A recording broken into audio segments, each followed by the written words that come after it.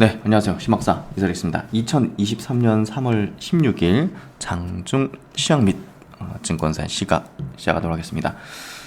장중에 이제 간략하게 오전장 중심으로 한번 체크해보는 시간, 그리고 오늘 나온 증권사의 어떤 보고서 중에서 뭐 종목 산업, 뭐 시황 여러 가지 어떤 리포트 중에서 좀 의미 있고 우리가 좀 같이 깊이 있게 한번 스터디해 볼 만한 리포트를 또 한번 요약 정리해서 알려드리는 시간입니다.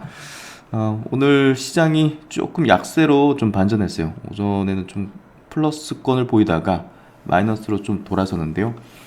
어제 이제 미국 시장이 나스닥 기준으로는 좀 플러스 마감했고, 다우랑 이제 S&P는 이제 금융주 중심으로 좀 약세를 보이면서 마이너스 0.8, 0.7% 약세였는데요.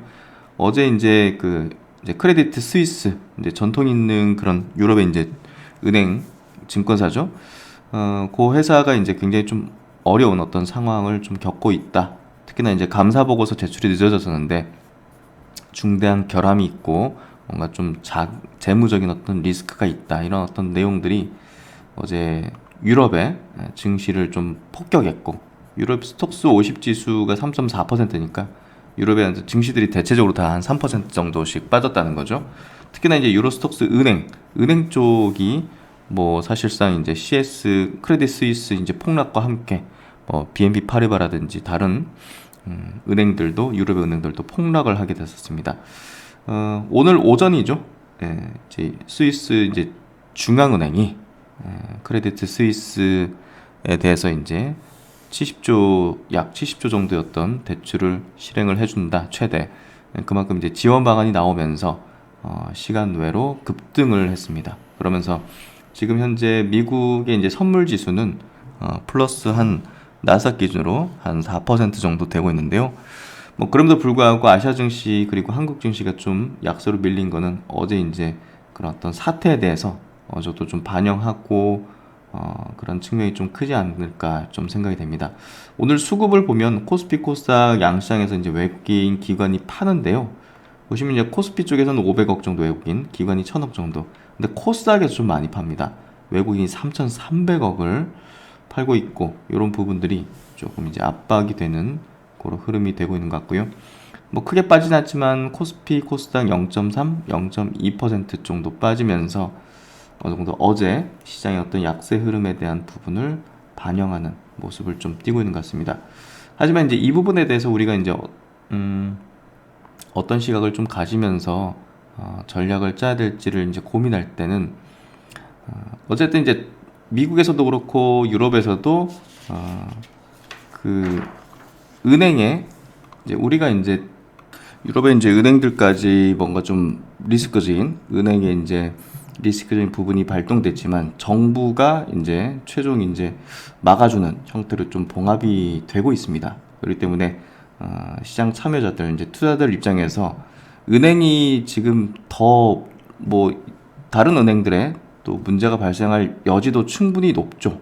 예, 그런 상황이긴 하지만 정부가 막아줄 수 있다는 어떤 그런 부분들이 결국은 시장에서는 어느 정도 큰 불확실성 내지는 또 리스크 요인으로 작용하는 부분을 좀 제한시켜 줄 것이다. 이렇게 좀 생각이 되는데요. 결국 이제 지금 은행에 어떤 리스크가 발동되고 문제가 되고 있는 부분이 우리가 이제 굉장히 알 수 없는 어떤 레버리지성 상품이라든지 어떤 거대한 부채로 인한 게 아니라 어떤 투자나 이제 자산에서 문제가 발생한다든지 시점이 불일치한 어떤 문제들, 예를 들면 SV뱅크 같은 경우는 예금을 이제 장기 채권으로 돌리면서 거기서 이제 인출 요구에 시적절하게 대처 못했던 그런 부분들이죠. 그래서 과거의 어떤 크라이시스하고는 좀 다르기 때문에 저는 조금 제한적인 리스크고, 정부가 막아주는 부분들이 이렇게 좀 확인이 되면 사실 시장의 어떤 하방에 대한 리스크는 좀 제한적이다, 이렇게 좀 의견을 좀 갖고 있습니다. 그래서 시장에서 그나마 이제 우리가 투자 전략을 집행할 수 있는 그런 2차전지 업종에 대한 전략을 좀 계속 강조드렸고, 그런 이제 매크로 차원도 우리가 당연히 고려를 해야죠. 근데 그 리스크 차원이 이제 과거에 우리가 정말 위기스러웠다는 그런 어떤 형태로 번질 가능성이 있는지 여부에 대해서 우리가 좀 심도 있게 고민을 해봐야 되겠죠. 그런 부분에 있어서는 조금은 과거의 어떤 그런 정말 불확실한 어떤 위기와는 좀 다르다, 이렇게 좀 의견을 갖고 있고요. 어쨌든 시장 지수가 오늘 뭐 코스피가 이제 양봉으로 좀 전환되는 흐름을 띠고 있고, 마이너스긴 하지만 그래도 최악의 어떤 흐름으로 가지는 않고 있습니다. 또 이제 코스닥 같은 경우 오늘 외국인의 수급이 아까 보시면 굉장히 세게 나오고 있는데요. 코스닥도 이제 외국인 기관의 매도 수급에 비해서는 지금 보합 정도 방어를 해주는데요. 이 매도 수급이 나오는 성격을 우리가 파악하는 게 중요해요. 이게 그냥 무차별적으로 이제 그냥 그 시장의 하방에 때리는 그런 매도인지, 아니면 많이 오른 종목에 대해서 차익 실현 성격인지, 차익 실현 성격이라면 이게 하방으로 열리는 어떤 수급은 아니라는 거죠. 그래서 이제 이 3천억을 뜯어보니까 여기 보시면 코스닥의 금융이라고 1,300억, 이 가장 많습니다. 이게 보면 그 에코프로 차익 실현일 수밖에 없겠죠. 에코프로가 지금 금융으로 이렇게 업종으로 편입이 되어 있습니다. 그래서 여기서만 1,300억 정도가 나와 있고, 또 이제 에코프로 BM 같은 경우도 지금 보합 정도, 프로그램은 이제 매도가 나오는데요. 차익 실현이겠죠, 당연히. 이 종목도 지금 900억 정도, 거의 한 1,000억에 가까운 차익 실현입니다. 그래서 지금 외국인의 매도 어떤 수급 자체가 사실상 이제 차익 실현 성격의 흐름이 짙기 때문에 오늘 하방으로 열리는 시세 흐름이 나오지 않는 거고, 그렇기 때문에 우리가 너무 부정적으로까지 볼 필요는 없을 것 같습니다. 어쨌든 이런 어떤 그 차익 실현 수급들이나 이런 것들이 잘 소화가 된다면, 손바뀜이 된다면 다시 또 추세를 또 상승으로 좀 갈 수 있는 2차전지 업종 같은 경우는 에너지원으로 작용할 수 있기 때문에 이 부분이 잘 또 소화되는 흐름을 지켜봐야 될 것 같습니다. 어쨌든 오늘 시장 흐름 자체가 뭐 약보합 정도인데요. 크게 부담이 없는 이유는 이제 시장에서 느끼는 그런 어떤 리스크가 어느 정도 정부가 봉합을 했다. 미국도 막았고 유럽도 막았다. 그리고 그게 엄청난 파생으로 번지는 그런 어떤 불확실성까지는 아닌 그런 어떤 형태이기 때문에 우리는 조금 더 종목과 업종에 집중하는 전략을 해야 되겠다, 이렇게 좀 결론을 드리고요. 오늘 증권사 시각도 이제 2차전지 업종 내에서 괜찮은 리포트가 오늘 좀 나왔죠. 그래서 그 리포트를 조금 체크해드리고 분석해드리는 시간을 가져보도록 하겠습니다. 네, 우리가 2차전지를 투자하는 입장에서 놓칠 수 있는 부분, 그리고 조금 과소평가할 수 있었던 그런 부분들이, 그런 부분들을 현대차증권에서 굉장히 중요한 인사이트로 정리를 해서 좀 굉장히 좀 긴, 그러면서도 중요한 인사이트를 제공하는 리포팅을 좀 발간을 했습니다. 그래서 2차전지 산업 조금 더 큰 그림을 그려도 좋다라는 제목으로 오늘 발간이 됐습니다. 현대차증권에서는 2차전지 산업의 한계를 EV, 그러니까 전기차용으로 한정할 필요가 없다라는 의견을 내세우고 있어요. 그래서 Next Big Thing, 그러니까 이 전기차 다음에 큰 어떤 부분은 ESS다, 에너지 저장 장치다라는 것을 이제 좀 이야기하고 있습니다. 강조하고 있습니다. 3월 1일에 테슬라 인베스터 데이가 있었죠. 그래서 이 인베스터 데이는 배터리 산업의 잠재력을 우리가 과소평가하고 있었다라는 것을 확인할 수 있는 이벤트였다라고 이야기를 하고 있는데요. 테슬라는 전 세계가 2050년까지 탈탄소를 위해서, 그러니까 화석연료의 그 전체 전기화 대체를 위해서 필요한 배터리 용량이 누적으로 240TWh 정도다 라고 제시를 했습니다. 1TWh가 1000GWh라는 거를 감안을 했을 때 굉장한 좀 용량이라고 볼 수 있겠죠. 그래서 연간 배터리 설치량 기준으로 봤을 때는 현재보다 29배가 많은 16TWh 정도가 필요하고, 이를 역산하면 30년도까지 연간 배터리 시장의 설치량 기준으로 봤을 때 시장 성장률이 연평균 54%씩 성장을 할 것이다 라고 이제 좀 추정해 볼 수 있습니다. 그래서 여기서 중요한 함의는 단순히 이런 54%다, 뭐 성장률이 몇 년도까지 얼마다, 이런 성장률이 아니라 전기차에 국한된 배터리 시장이 확장된다는 것에 주목을 해볼 필요가 있습니다.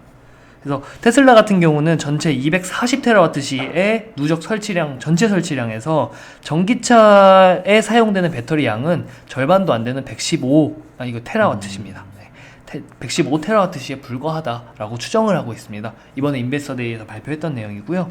그래서 나머지는 무엇이냐? 그러니까 재생에너지 전력망, 그러니까 ESS, 그다음에 히트펌프, 산업 및 화학 부문에서 필요한 열 수송, 그리고 수소를 생산하는 부분, 선박이나 항공 부문의 전력화, 이런 부분들이 나머지 절반 이상의 배터리를 사용할 것이다라고 전망을 하고 있습니다.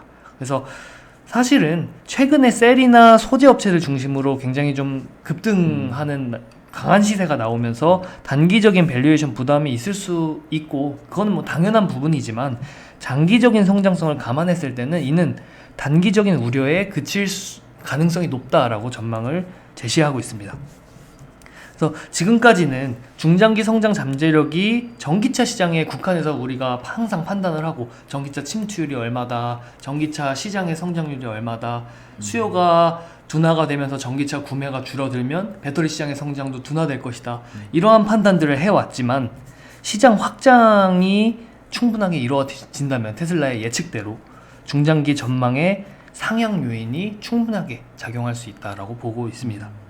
그래서 앞에서 제시했던 여러 가지 지표들을 설명하는 부분이고요. 그래서 현재 연평균 설치량의 29배 정도가 필요할 것이고, 네, 그 다음에 두 번째는 전체 누적 설치량 240TWh 중에서 EV, 스위치 투 EV, 그러니까 전기차로의 전환에서 필요한 것은 절반도 안 된다라는 것을 보여주는 테슬라에서 제시한 전망치입니다. 그래서 그러면 이러한 시장 확장, ESS의 중요도 상승, 이러한 부분에서 봤을 때 테슬라는 실제로 어떤 방향성을 가지고 행동을 하고 있고 나아가고 있는지가 굉장히 좀 우리한테 중요한 의미를 줄 수 있겠죠. ESS랑 전력 사업이 테슬라의 다음 큰 먹거리로 이제 제시가 되고 있고, 테슬라를 기점으로 성장성이 이제는 가시화될 것이고 폭발적으로 성장할 것이다 라고 전망을 하고 있습니다. ESS는, 그러니까 에너지 저장 장치는 배터리 순환 경제랑 더불어서 플랫폼 산업으로서 잠재력이 굉장히 풍부한데요. 태양광, 풍력이랑 연결을 해서 전력망을 구축하는 부분, 그 다음에 산업용 여름반이나 수소 산업에서의 전기화 또는 탈탄소의 가장 핵심적인 자원으로 전망이 되고 있습니다. 그러니까 인베스터데이에서 머스크가 직접 언급한 것처럼 현재 화석 에너지가 전체 에너지 소비량의 80%를 차지하고 있는데, 이것은 전체가 전기로 대체될 것이다 라고 머스크가 언급을 한 바가 있는데요. 그렇게 전기화가 이행이 되는 과정에서 ESS는 가장 핵심적인 자원이 될 것이다. 그래서 잉여 전력을 활용한 전력 사업 플랫폼도 굉장한 부가가치를 창출을 할 수 있고, 거기에 ESS 같은 경우는 우리는 재활용 사업에 많이 주목을 했었지만 배터리 재사용 분야의 성장 잠재력도 굉장히 좀 풍부하게 가져갈 수 있을 것이다, 이렇게 볼 수 있습니다. 그래서 머스크 같은 경우는 특히나 테슬라를 자동차 기업, 전기차 기업이 아니라 전기 소매 사업자라고 과거부터 계속해서 강조를 해오고 있습니다. 그래서 풍력이나 태양광 발전에 의해서 발생한 그런 잉여 전력 저장 목적으로 ESS를 이미 설치를 하고 있고, 이제 테슬라 같은 경우는 이미 충전이랑 전력 사업이랑 연계돼서 부가 수익을 창출을 하고 있습니다.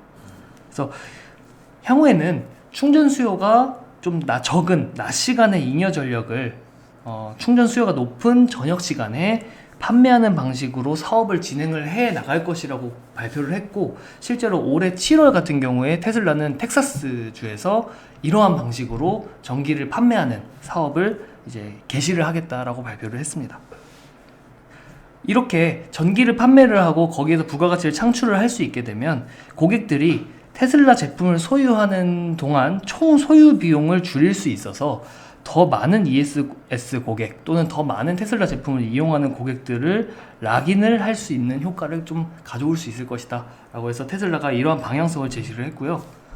테슬라가 전력 사업을 진출했을 때 예상되는 효과는 새로운 산업에서 당연히 매출이 발생을 하겠죠.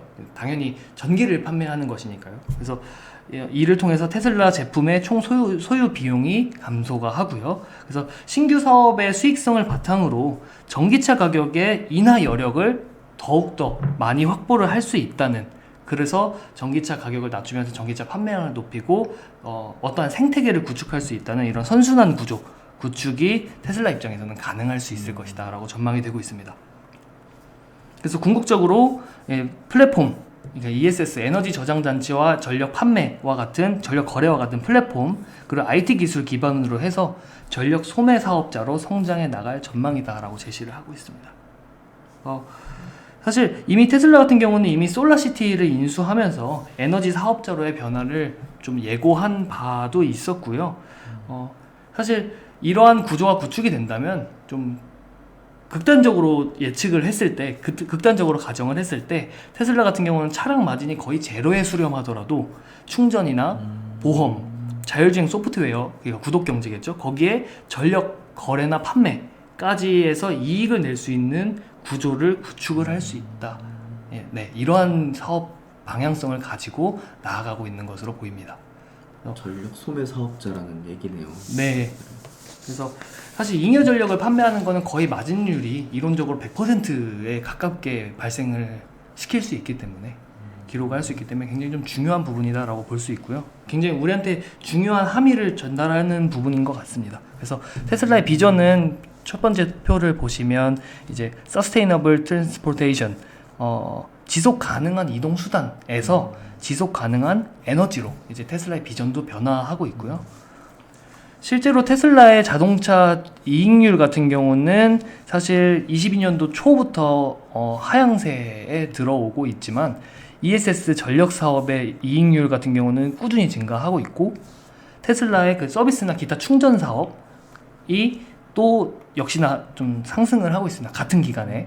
그래서 전사의 영업 이익률도 사실은 같은 기간에 꾸준하게 우상향하고 있는 추이를 보이고 있습니다. 실제로 데이터로 이렇게 나오고 있기 때문에 테슬라의 방향성은 충분히 좀 효과를 거두고 있고 의미가 있다라고 평가를 해볼 수 있습니다. 그래서 이렇게 테슬라가 제시한 비전 그리고 테슬라의 현재 실제 움직임 같은 경우는 중장기적으로 2차 전지 시장의 성장성의 확대를 견인할 수밖에 없을 거라고 판단이 됩니다. 그래서 글로벌 주요국들 그리고 배터리 시장 내의 주요 플레이어들 같은 경우도 이를 따라가는 추세로 움직임을 보이고 있는데요. 한국의 배터리, 국내 배터리 셀 3사 같은 경우도 ESS나 전력 산업 진출을 통해서 사업 구조를 확장해 나갈 것으로 전망이 되고 있고 장기적으로 이제 이러한 사업 구조를 확장하고 수직 계열화를 해서 좀 그 사업의 확장을 꾀할 것으로 전망이 되고 있습니다. 실제로 진행을 하고 있기도 하고요. 그래서 전기차의 판매량이나 침투율을 통해서 국내도 배터리 산업의 시장 규모 그리고 배터리 업체들의 기업 가치를 추정해 왔지만 기존의 시장 관점을 ESS나 전력 사업까지 확대를 한다면 현재 2차전지 업체들의 장기적인 성장 잠재력은 더욱 높게 평가가 될 수 있는 그러한 계기가 될 것이라고 평가를 하고 있습니다. CATL도 마찬가지인데요. 빠르게 중국에서 전기차 시장이 성장을 하고 전력 시장이 성장을 하면서 중국 시장에서의 성장세를 바탕으로 ESS 사업도 굉장히 고성장세를 보이고 있습니다. CATL이 배터리 사업의 성장률만 사람들이 주목을 하지만 이미 CATL 내에서는 ESS 에너지 저장 장치의 사업 성장률이 전기차 배터리의 사업 성장률을 넘어서고 있는 상황입니다. 그래서 현재는 에너지 저장 장치를 단순하게 판매하는 수준이지만 중국 내에서의 성장세를 감안했을 때는 굉장히 폭발적인 수요와 함께 빠른 성장이 좀 예상이 되고 있습니다. 그래서 국내도 CATL, 중국도 주요 플레이어들이 이렇게 움직이고 있다. 그리고 전 세계 글로벌적으로 봤을 때도 재생에너지의 확대 흐름이 강화가 되고 있고 VPP 그러니까 전력 그 소매 사업자라고 하죠. 이제 가상 발전소라고 칭할 수도 있습니다. 그래서 VPP 사업도 더욱 구체화가 되고 있고요. 미국 같은 경우는 이미 20년도 9월에 법안을 개정을 하면서 중개 사업자가 모집한 분산 자원, 그러니까 어떤 가정이 될 수도 있고 상업 시설이 될 수도 있고요. 풍력 발전 단지가 될 수도 있는데 그런 소규모 단지들에서 모집한 분산 자원 오타가 있었네요. 분산 자원의 도매 시장 참여가 가능하도록, 그러니까 쉽게 얘기하면은 주택에서 태양광 발전으로 남은 잉여 전력을 이러한 도매 시장에 참여할 수 있도록 법안을 제도를 개선을 했고요. 그래서 분산 자원들 이러한 잉여 전력들이 도매 시장에 참여를 하게 되면 발전 비용의 하락으로 이어지면서 이제 가정용도 그리고 상업용도 태양광이나 ESS에 대한 투자 증가가 기대가 가능할 것으로 중장기적으로 전망이 되고 있습니다. 향후에는 IRA 법안도 태양광, 풍력, 전기차 이런 분산 자원이 확대가 되면서 가상발전소 운영자, 그러니까 전력 소매 사업자들의 역할과 시장도 굉장히 좀 중요하게 유의미하게 확대가 될 것으로 전망이 되고 있습니다. 이외에도 이제 일본이나 독일, 중국까지도 이제 그 전력 소매 사업자의 사업이 굉장히 확대가 되고 있고, 국내도 여기에 제가 자세하게 명시를 하지는 않았지만 이 리포팅을 보시면 국내에도 정말 그 제도의 개선을 통해서 점차 구체화가 되고 있는 상황입니다. 네.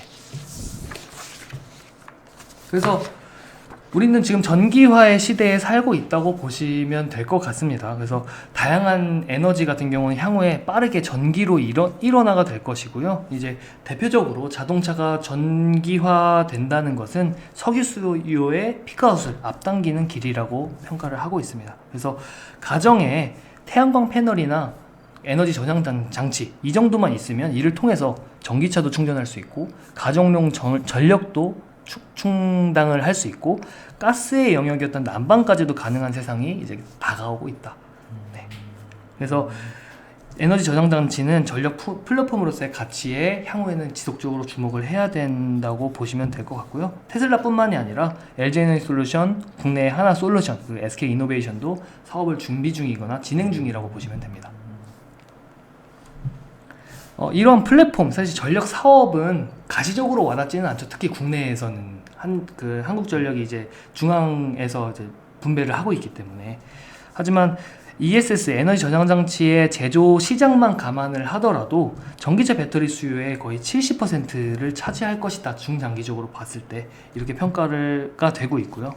장기적으로 테슬라 같은 경우는 글로벌 전체의 누적 설치량이 ESS가 78TWh 수준으로 추정을 하고 있는데, 아까 전기차가 115TWh라고 추정을 했던 거를 감안을 하면 70% 수준이라고 볼 수 있겠죠. 그래서 시장에서 고려하고 있는 사실 배터리 시장, 자동차용 배터리 시장 대비해서는 상당한 수준의 업사이드 포텐이 요인이 존재한다고 볼 수 있을 것 같습니다. 그러면 2차전지 산업, 저희가 투자하고 있는 2차전지 산업의 관점에서 한번 보면, 사실 ESS 같은 경우는 LFP 중심으로 배터리의 케미스트리 다각화가 국내 기업들에게는 좀 굉장히 좀 필요성이 높아지고 있는 상황이라고 보시면 됩니다. 그래서 테슬라 또한 이제 니켈을 사용한 3원계 배터리의 경우에는 롱레인지, 그러니까 장거리 운송 수단, 항공기, 장거리 보트 이러한 것에 활용이 되겠지만 상당 부분의 배터리 니즈는 LFP를 활용하겠다는 계획을 발표한 바가 있습니다. 냉정한 시각으로서 봤을 때 LFP는 사실 에너지 밀도가 낮다는 것을 제외하면 비용도 싸고 안정성도 높고 사실 그 수명도 굉장히 좀 길기 때문에 단점을 찾기가 어려운 배터리라고 볼 수 있습니다. 그래서 서플라이 안정화 측면에서 보더라도 그 가격대가 굉장히 높은, 비용이 높은 코발트를 사용하지 않는다는 점도 굉장히 좀 중요한 메리트 요인이라고 볼 수 있을 것 같아요. 그래서 국내 셀 3사도 그쪽으로 진출하고 있는 것이라고 풀이해 볼 수도 있고요. 그래서 사실 아직까지 시장에서는 LFP 배터리가 여전히 저가형 모델의 니치 마켓으로 포지셔닝을 많이 하고 있습니다. 이러한 시각들도 있고, 또는 지금처럼 향후에는 주도적인 케미스트리가 될 것이라는 시각도 일부 존재를 하면서 시장에서는 이 부분이 상충하고 있는 상황인데요. 보급형 모델뿐만이 아니라 사실 에너지 밀도가 크게 문제가 되지 않는 ESS의 보급이 확산이 된다면 사실 LFP 배터리의 활용도는 현재 측정되고 있는 그 중요도보다는 굉장히 높아질 전망이고요. 시장의 예상보다 상당히 미래가 좀 밝을 것으로 전망이 되고 있습니다. 이러한 논리 구조 하에서 사실 국내에서는 여기 현대차증권에서는 LG에너지솔루션과 첨보를 타픽으로 꼽고 있습니다. LG에너지솔루션 같은 경우는 파우치형 LFP 배터리의 양산을 준비를 하고 있고요. ESS용으로 양산 라인을 난징 공장에 준비를 하고 있습니다. 그래서 25년도부터는 추가적으로 미국에서까지 생산을 한다고 하니 LG에너지솔루션의 그 LFP 배터리 진출도 상당 부분 가시화된 것으로 보이고 있고, 사실 SK이노베이션도 LFP 배터리를 이번에 시제품을 좀 공개를 했었죠. 이러한 부분들도 확인하실 필요가 있을 것 같고요. 향후에 이제 그 EV용으로 이제 LFP 배터리가 충분하게 더 사용이 확대가 될 경우에는 중장기적으로 현재 LFP 배터리 시장에 진출하고 있는 LG에너지솔루션의 그 마켓 셰어 시장 점유율 기대치가 상향 조정될 수 있을 것이다라고 전망을 하고 있습니다. 두 번째 토픽으로는 이제 첨보인데요. 첨보는 사실 적어도 에너지 저장 장치 부문에서는 LFP가 주도적인 케미스트리가 그 화학 재료가 될 가능성이 굉장히 높다고 보여지는데 첨보 같은 경우는 CATL 그리고 BRD 등 중국의 LFP 배터리에 이미 전해질을 공급하고 있습니다. 그래서 최근에 한국 3사가 모두 LFP 배터리의 R&D 그리고 양산 준비를 하고 있는 것으로 봤을 때 LFP 시장이 국내까지 또 확대가 된다면 동사 제품에 대해서 수요가 대폭적으로 증가할 수 있기 때문에 이 첨보도 전해질 부문에서 업사이드 포텐이 굉장히 좀 높다 이렇게 분석이 되고 있습니다. 네. 네, 이 리포트는 굉장히 좀 의미 있는 것 같아요. 왜냐하면 최근에 2차전지 많은 종목들이 또 단기 시세가 또 급등하면서 네. 많은 투자자분들 입장에서 어떻게 이제 장기적인 어떤 시각을 가져야 될지 아니면 단기적인 어떤 차익 실현과 함께 조금 이제 과도하게 밸류가 올라왔다는 인식을 가질지에 일단 그 경계선에 좀 있는 것 같은데 네. 사실 많은 분석 자료나 이런 것들은 전기차 시장에만 포커스 돼가지고 밸류를 좀 측정하는 네. 경향이 크잖아요. 그래서 이 리포트를 통해서는 조금 더 우리가 다른 어떤 차원에서의 어떤 활용도, 배터리 이런 시장을 조금 더 알게 된 것 같아서 전략을 세우거나 예측하는데 조금 다른 시각으로 좀 제시된 것 같아요. 그래서 이 리포트 참 좋은 내용 같고요. 하여튼 탑픽 종목은 LG에너지솔루션 첨보로 꼽았는데 이 종목들도 뭐 좋은 종목들이고 장기적으로 또 유망한 종목이니까 한번 자세하게 더 스터디해 보시면 좋을 것 같습니다. 네, 이번 내용도 많은 도움이 되실 것 같고요. 네. 수고 많으셨습니다. 감사합니다. 감사합니다.